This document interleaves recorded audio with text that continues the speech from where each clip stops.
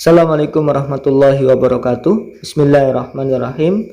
Pada kesempatan kali ini kita akan belajar perbedaan kalam dan kalimah dalam bahasa Arab dan bahasa Indonesia. Kenapa kita perlu tahu ini? Karena kita perlu tahu perkataan dalam bahasa Arab yang baik itu seperti apa dan perkataan dalam bahasa Indonesia yang baik juga seperti apa. Yang pertama dari bahasa Arab dulu ya. Perkataan yang baik dalam bahasa Arab disebut sebagai kalam. Sedangkan kalam itu apa? Kalam adalah susunan dari beberapa kalimah yang memahamkan. Saya ulangi, kalam adalah susunan dari beberapa kalimah yang memahamkan. Contohnya, kalimah darosa disusun dengan kalimah ana, disusun dengan kalimah an-nahwa menjadi darostu an-nahwa. Maka susunan darostu an-nahwa adalah susunan dari beberapa kalimah yang memahamkan. Oleh karena itu, darostu an-nahwa disebut sebagai kalam. Kalau disebut sebagai kalam, maka ini disebut perkataan yang baik menurut bahasa Arab. Sedangkan dalam bahasa Indonesia, perkataan yang baik disebut kalimat. Apa itu kalimat? Kalimat adalah susunan dari beberapa kata yang memahamkan. Saya ulangi, kalimat adalah susunan dari beberapa kata yang memahamkan. Contoh, kata saya disusun dengan kata belajar, disusun dengan kata nahwu menjadi saya belajar nahwu.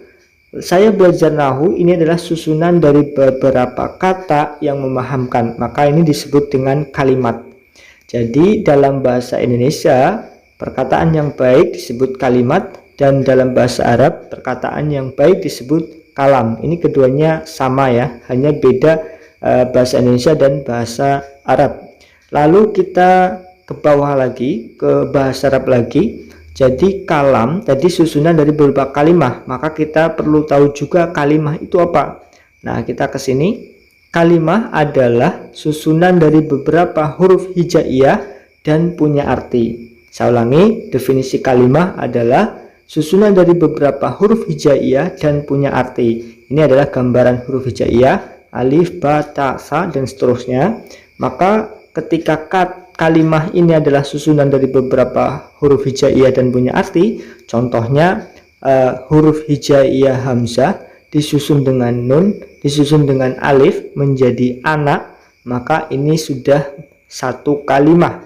Ya, kenapa? Karena anak ini susunan dari beberapa huruf hijaiyah dan punya arti. Anak artinya saya. Nah, itu disebut dengan kalimah. Kalimah dalam bahasa Indonesia disebut sebagai kata. Apa itu kata? Kata adalah susunan dari beberapa huruf abjad dan punya arti. Saya ulangi, kata adalah susunan dari beberapa huruf abjad dan punya arti. Huruf abjad itu A, B, C, D, dan seterusnya.